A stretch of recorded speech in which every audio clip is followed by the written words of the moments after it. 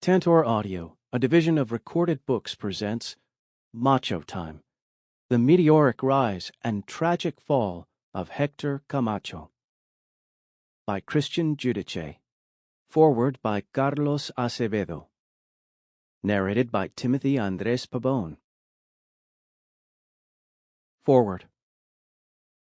He was garish, crude, outlandish, lewd, reckless, and loud. Everybody paid attention to him. He made sure of that. Hector Macho Camacho was the first fighter since Cassius Clay / Muhammad Ali appeared in the early 1960s to master the art of negative appeal. This wide-eyed wild child, whose love of joyrides earned him a bid on Rikers Island when he was still a teenager, lived out his vivid dreams of being a perpetual commotion. Wherever Camacho went, Detroit, Los Angeles, Florida, Puerto Rico, Alaska, New York, Atlantic City, Las Vegas, he brought his own peculiar fantasia with him in the neon palette of his peak era. Magenta, gold, fuchsia, mauve, lavender, metallic silver. "I always wanted to dress in leather suits," he once said.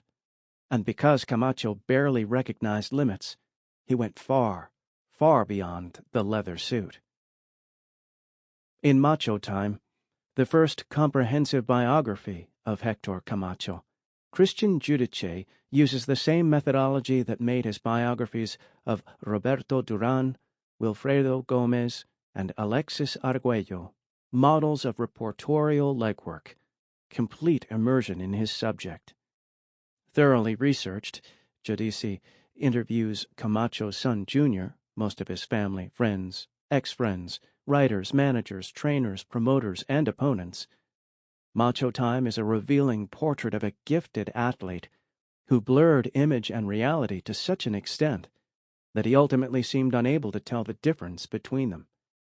In the end, like some sort of postmodern conceit, Camacho succumbed to the image he had created. In tracking down one Camacho associate after another from his early days, Giudice also captures the era and the place, Spanish Harlem, that not only formed a unique fighter, but a unique celebrity as well. Crime, drugs, arson. El Barrio was then a neighborhood that epitomized urban squalor. This was also the golden age of street gangs, and Camacho was part of one. Around this time, writes Giudice, prevalent Spanish Harlem gangs included the likes of the Spanish Kings, the Wild Aces, the Renegades of Harlem, and the Baby Satans, and people had to respect their blocks. Hector was associated with the Jefferson Crusaders. Although it fashioned itself as a neighborhood watch group in the Jefferson Projects, it used violent tactics when outsiders interfered. While his outrageous flair would eventually overshadow his accomplishments, the fact remains that, in the 1980s, Camacho was one of the most talented fighters in the world. During the early Reagan years, nothing succeeded like excess, and Camacho personified the hedonistic philosophy of the decade with boorish aplomb. But if Camacho burned his candle at both ends, he lit the wick with a blowtorch. As a fighter, he was through by the time he was 25 years old, his startling combination of athleticism and precision already looking as obsolete as ColecoVision. Still, between the first retirement of Sugar Ray Leonard and the arrival of Roy Jones Jr., Camacho was the fastest fighter in the world. His pinpoint combinations resembled futurist blurs, and his ability to throw multiple hooks and uppercuts in microseconds left average fighters overwhelmed. Timing, speed, coordination, defense, reflexes, balance, a surprising mean streak. Camacho had it all before fame sabotaged his talent. Late nights, promotional squabbles, inactivity, and a drug habit robbed him of his physical gifts long before his cruel vocation could. Is it possible that a fighter who would someday win titles in multiple divisions and enter the International Boxing Hall of Fame could be a disappointment? In the case of Camacho, the answer is yes, in bold letters. As promising as Camacho was during his rise, as accomplished as he was after only a few years as a pro, nothing less than crossover stardom would have been enough for him. But the superfights that marked the 1980s, starring Sugar Ray Leonard, Marvelous Marvin Hagler, Roberto Duran, Thomas Hearns, Aaron Pryor, Alexis Arguello, and Larry Holmes, did not include the Macho Man. To accompany his painstakingly detailed accounts of fights and controversy, Giudice even investigates the fashion sense of a man who designed his own over-the-top outfits to stand out from the herd. The stripes and piping of the average pug, not to mention the ubiquitous terry cloth robe, were replaced by tassels, epaulets, masks, fringe, diapers, capes, ponchos, codpieces, loincloths, sequins, glitter, khazals, and a variety of bizarre headdresses, including a pharaonic dome piece and a strange Norfin troll sprout that topped a bizarre Venetian ensemble. At various times, Camacho entered the ring decked out as if to attend a Halloween party. Down the aisle he would bop, now a matador, or a fireman, or a centurion, now some sort of Darth Vader character, or even a Chinese peasant wearing a conical hat. Once it was a Native American outfit, complete with war bonnet, almost certainly inspired by the Village People, or a TV viewing of Chief J. Strongbow. Occasionally, Hector would become secretive about his next ring costume, writes Giudice. He would sketch it on a pad and then cover it up so Junior could not see. No one could touch or see his outfits, said Junior. I remember the only time he got mad at me, he was like, "Did you fucking touch my outfit?" His style was unique, and it didn't come from anywhere. That was just him. While Giudice traces the life of Camacho from his turbulent days as a child raised in a dysfunctional family to his rise as a 3-time Golden Gloves champion, to his early pro career when his future seemed limitless, to his last lost years in the ring and out, he also captures poignant snapshots of Camacho through the eyes of his son Hector Jr., a former fighter himself, whose childhood was dominated by the bedlam that trailed his volatile celebrity dad. For Junior, there were other issues as well. I never wanted to fight, he tells Giudice, but I didn't want to be a pussy. It was hard to hold that macho image, but I wanted to show my father that I ain't no sucker. I wanted to be macho too. When he died in 2012, shot to death while sitting in a parked car full of cocaine with a friend who happened to be a pimp and drug dealer, Camacho had come full circle from his days as a Rikers Island inmate. Between those endpoints, however, Camacho came close to achieving what he had desired ever since he was a child growing up in the Johnson houses. When I was young, I always said, I want to be a hero. I want to be one of a kind.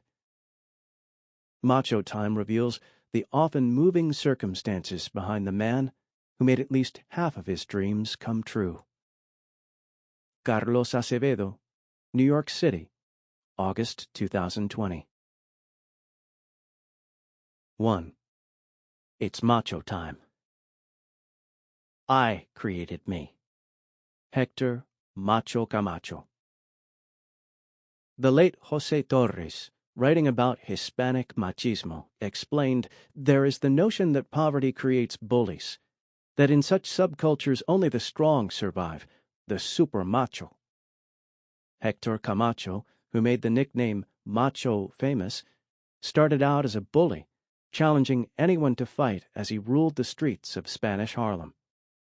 A macho man is defined as someone who is excessively proud of his own masculinity. And so it is no surprise the other nicknames for Hector Camacho eventually fell away and Macho stuck. Torres later expounded on the topic when he wrote that Mexican boxing icon Toluco Lopez embodied every ingredient essential to the making of a macho prizefighter. At that point, it was too soon for Torres to anoint Hector the next super macho, but it would have been appropriate. Brash, unforgiving, and full of panache, Hector did not give a shit what others thought about him. and now he was looking across the ring at one of the best fighters in the world. Chiseled, handsome, and wearing leopard print trunks, Macho was fighting Mexico's Rafael Bazooka Limon for the WBC junior lightweight title in August of 1983. Like Limon, Macho abided only by the referee's decrees, but he continued to bend those rules to his liking. In his previous 21 fights, Macho had faced men he could hit at will, but none of those fights had been fought on this stage in front of so many Puerto Rican fans. In fact, more than 10,000 fans had filed into Hiram Burthorn Stadium in San Juan, Puerto Rico, to see Camacho, a New Yorican, a New Yorker of Puerto Rican descent, dismantle Limon, a Mexican. The Puerto Rican faithful had not completely accepted Camacho, but he was no longer fighting in front of 1,000 local fans at New York's Felt Forum. Nothing that Camacho had been exposed to before could have prepared him for this moment. Fans clamored to touch him as he made his ring walk. His handlers crowded around him to shield him from the onslaught of well-wishers. Years later, Camacho's ring entrances would feel like vaudeville, all pomp and no substance. But now, as he headed to the ring, he was merely a young, charismatic fighter who possessed otherworldly skills. Past his prime, Limon no longer had the ability to fight with the same skill that earned him a world title. Even though Limon had challenged and beaten some of the best fighters of his generation, he had never encountered a fighter in his prime with Camacho's speed. In the first round, Macho shuffled quickly toward Limon, a tactic that he rarely displayed later on. He glided and attacked. Limon stood and delivered, always one step behind. As the rounds progressed, Macho started to dabble with his uppercut and other weapons. Limon, on the other hand, threw punches in long, looping arcs that a quick fighter like Camacho could expose. Limon was tailor-made for him. Macho looked good as he inched closer to becoming the new champion. As skilled as he was, Hector was still 21 years old and raw. Over time, he would understand how to approach a world title with more patience. But now, as he chased after Limon, he was still an immature kid, lacking composure. Taking his time to ease into the bout was not an option. Most young fighters made errors early on in such a high-stakes match, and Camacho was no exception. He needed to settle down, but he wasn't sure how. Yet. In the end, the pundits who had predicted an easy night for Hector were not disappointed. Although there were great Puerto Rican legends who had preceded him, Wilfred Benitez impressed his people with his defensive acumen. Bantamweight champion Wilfredo Gomez gained fans' respect from his blend of speed and power. Camacho was something different. Up against Limon, he awed his fans, quickly reducing Limon to a plodding fighter who settled for one harmless punch. But there was something else about Hector. He had an aura about him that forced people to look. He sparked euphoria. He was young, good-looking, and unafraid to show how macho he was. As Hector jumped into the arms of Puerto Rican cruiserweight and friend Carlos Sugar de Leon, after the one-sided bout was stopped in the 5th round, all of Puerto Rico seemed to celebrate his ascent. In the process, Camacho had perfectly embodied what Torres revealed when he wrote, "The Hispanic machismo is your capacity to anticipate punches and moves, to have perfect timing, and to have the skill to see every incoming punch." Hector's ability to anticipate Limon's moves made Limon seem to fight in slow motion, and Hector took advantage of every slight opening. One thing was certain. A star was born. 2. A new life begins in Spanish Harlem. Hector Camacho started his life in 1962 in a little shack in Bayamon, Puerto Rico. His mother, Maria Esther Matias, had married his father, Hector Luis Camacho Matias Sr., when she was just 14 years old, and Hector Sr. was 17. Maria fell in love with the handsome young Hector when her family sent her to vacation in Puerto Rico one summer. She knew very little about his violent tendencies at first, but she quickly realized that he was brutal and self-destructive. In 1961, Maria gave birth to her first child, Raquel, and then a year later, on May 24, 1962, Hector Jr. was born. Unfortunately, Hector Sr.'s violent nature wasn't the only issue the family had to contend with. They were also very poor. When we were living in Puerto Rico, we were living on the poor side, Raquel recalled. I will always remember that my grandmother had to cook for us on brick. We were walking with no shoes. Maria called Hector Jr. Tito after her father. When Hector was 4 years old and Raquel was 5, Maria became fearful of Hector Sr.'s escalating violence and decided to send the children to New York, where her family lived, so that they could be safe. First, family members came to get Hector. Soon after, they arrived to take Raquel. Maria knew that if her husband found out that she had sent the children to New York permanently for their safety, he would have killed her on the spot.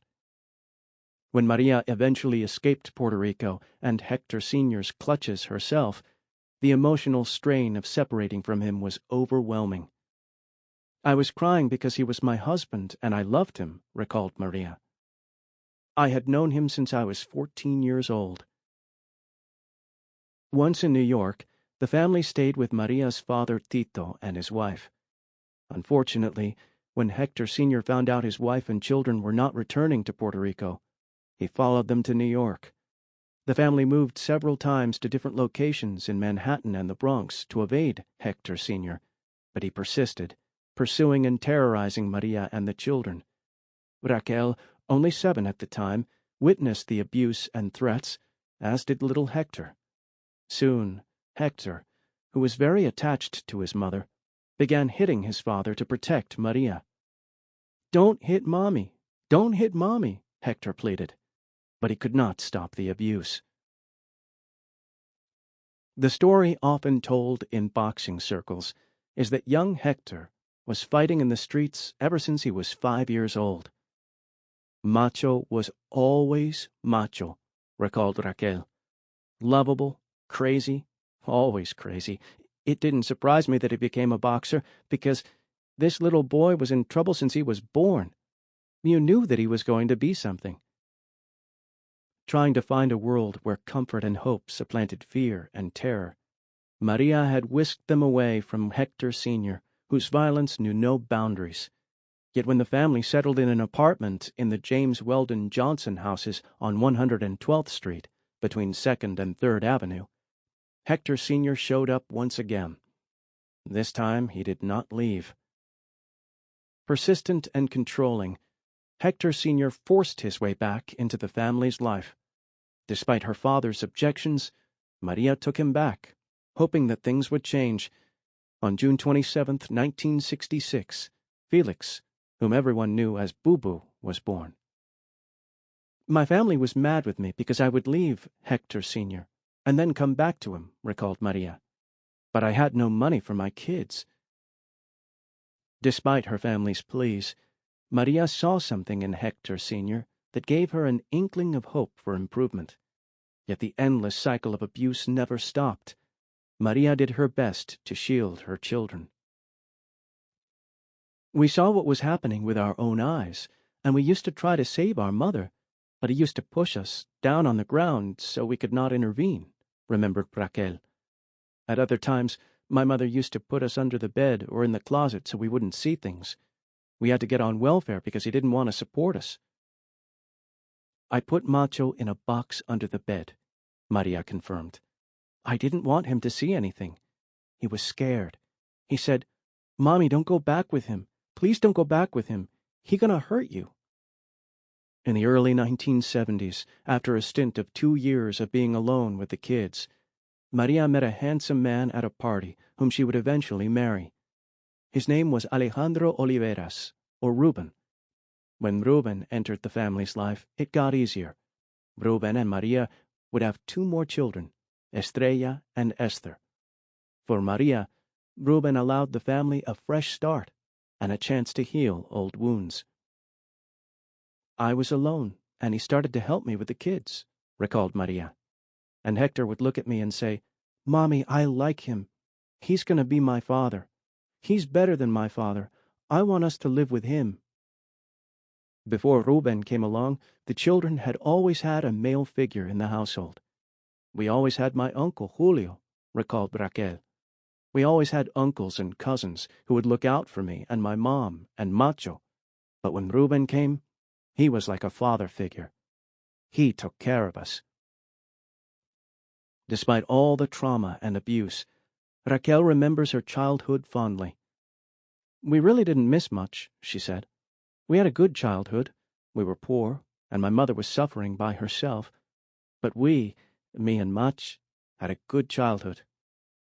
Maria eventually landed a job at a Kentucky Fried Chicken in the Bronx. Little Hector, Tito, would sit by her side and watch her during the whole shift from morning until night. Maria recalled, "They looked at me and said, 'Maria Camacho, your son can't stay here all day.' But Hector would not budge. 'Tito, please go home,' Maria would beg. 'No, Mommy, I will stay right here. I will stay and watch you because somebody can do something to you.' 'Nobody can do anything to me. I'm working for you, Tito.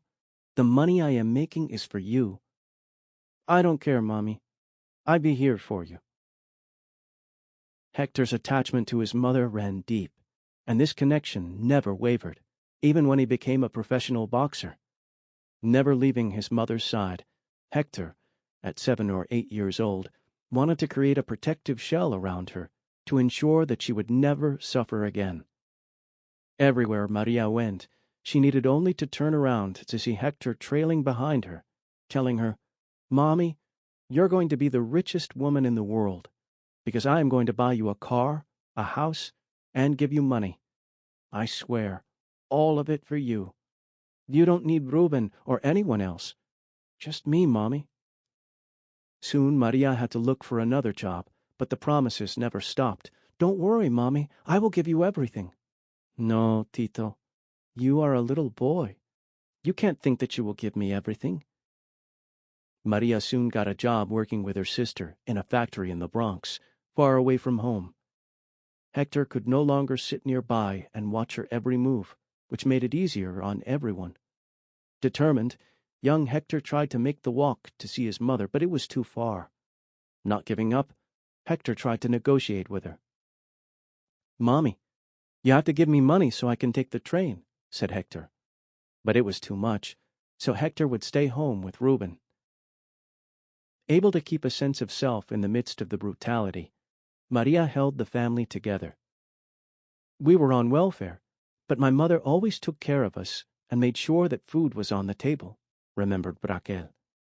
"We were always dressed, always clean, and always there was food for us. I didn't need anything, and Mach especially didn't need anything." Hector Sr., an alcoholic, was still in the children's lives, but he did not have a loving relationship with them. He rarely engaged his son. He never hugged him or told him that he loved him. Maria had to do everything in her power to make up for this void of affection. She filled that gap with unconditional love, spawning an extremely tight-knit family structure, one that fended off poverty and the difficult moments that emerged. According to Raquel, there was no lingering animosity or personal grudges toward their father, but by that time, he had been replaced. Throughout his childhood, Hector reminded his mother that she could not go back to his father. Maria promised him that the relationship was over. For Hector, the fear lingered. "I used to cook, and he used to sit right there, pointing next to her in her apartment, and stare at me," Maria recalled. "I said, 'Go play, Macho. Please, go.' But then he looked at me and said, 'No, Mommy, I will stay here for you.'" Soon, Hector turned his focus to karate, and Maria enrolled him in classes at the Boys' Club at East 111th Street. He always asked me, "Mommy, buy me the clothes, buy me the picture," said Maria. So I had to put him in karate because he had to be Bruce Lee.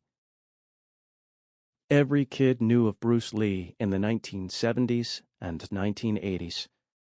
Thousands emulated Lee's enticing mix of bravery and guile. Boys and girls lined up at the Cosmo Theater in Spanish Harlem to spend afternoons watching his films.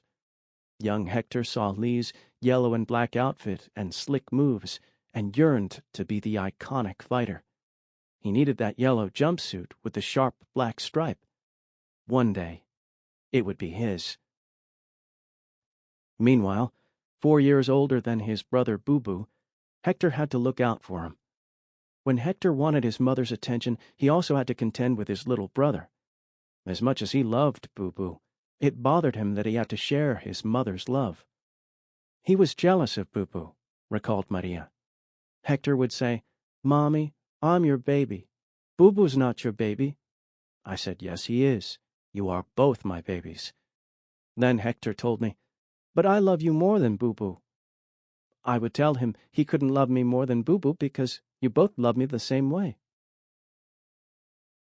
As a fourth grader, Hector attended Commander John J. Shea, a Catholic school located in the heart of Spanish Harlem, close to their apartment.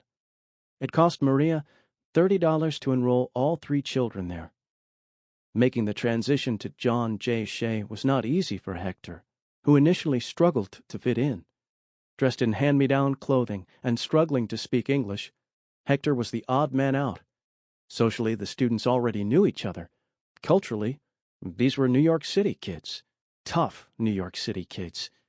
The clear divisions led to the obvious questions. Where would he fit in? Would he find his niche? Hector comes in, recalled former classmate Austin Fenner, and no one knows him. He became the toughest of them all in this room of tough kids. He was clearly the best fighter. On the first day, Austin faced Hector one-on-one to see what the new kid was made of. In Austin's mind, there was no better way to win a friend than fight him on that first day of school. I was thinking, he's a nobody. I would take him on. I will fight him. Seconds later, at the back of the school, whap, a jab, whap, move to his right, whap, back to his left, whap. Young Austin was defenseless. I got my hands up, and he's busy jabbing me. No hooks, nothing, just jabs. Pop, pop, pop. I was like, what's happening? Hector continued the onslaught of punches, clearly defeating his classmate. He didn't need to delve into his bag of tricks. His polished jab worked to perfection. He went for the weak spot, recalled Austin. I was thinking, this is not how it was supposed to go. I was bigger. My clothes fit me right. I had a hard-working dad. But I was still standing there, whap, whap, whap. Austin's head jutted back again and again. It was an educated jab, Austin would pronounce years later.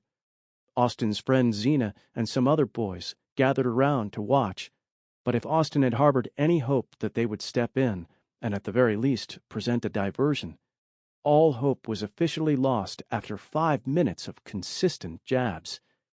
Austin saw no option but to quit. He was no match for the polished fighter. Using a blend of karate and boxing, Hector had shown Austin and his supporters that picking on him was a poor choice. Round 1 went to the new kid on the block.